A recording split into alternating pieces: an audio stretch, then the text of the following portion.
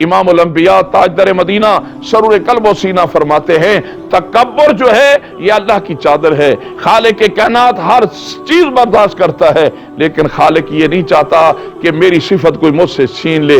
किबराइयत कहते हैं, तकब्बुर कहते हैं बड़े होने को। बड़ा होना फकत अल्लाह की जात के लिए है और किसी के लिए नहीं।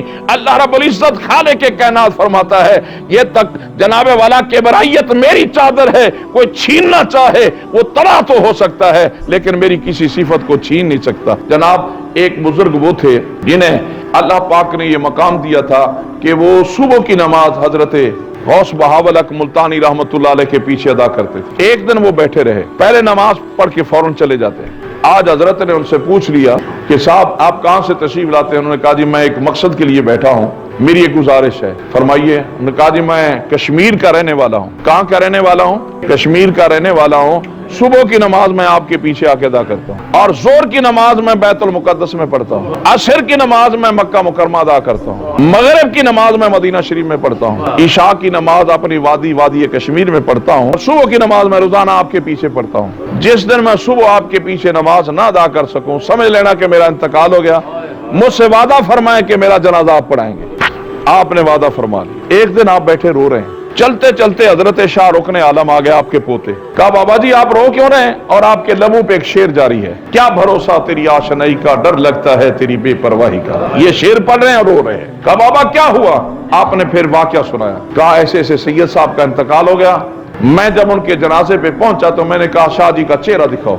जब मैंने चेहरा देखा तो मुझे मालूम हुआ कि उनकी जो विलायत की दौलत थी वो अल्लाह ने छीन ली। मैं बड़ा परेशान हुआ। मैंने अर्ज की मौला ये क्या?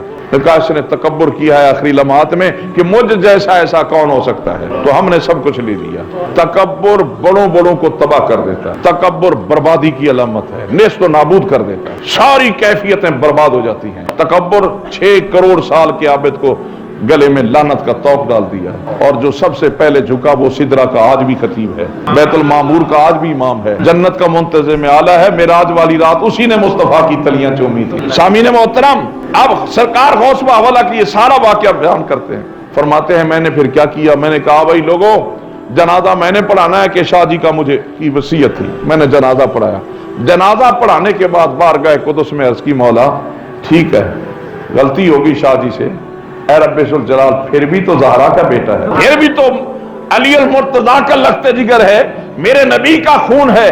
ऐ परवरदिगार उसके तकब्बुर को ना देख, जमाले मुस्तफा को देख। आप फरमाते हैं मैंने दुआ मुकम्मल की, चेहरे से पर्दा हटाया तो शाह जी मुस्कुरा रहे थे और मेरा शुक्रिया अदा कर रहे थे। तो मेरे अर्ज करने का मकसद यह है कि मेरे नबी ने फरमाया बर्बादी के आसार उस वक्त शुरू हो जाते हैं जब इंसान का दिमाग खराब होता है और तकब्बुर उसके सीने में उतरता है, वो सब कुछ अपना ज़ाय कर बैठता है। अल्लाह पाक हम सबको अमल की तौफीक अता फरमाए।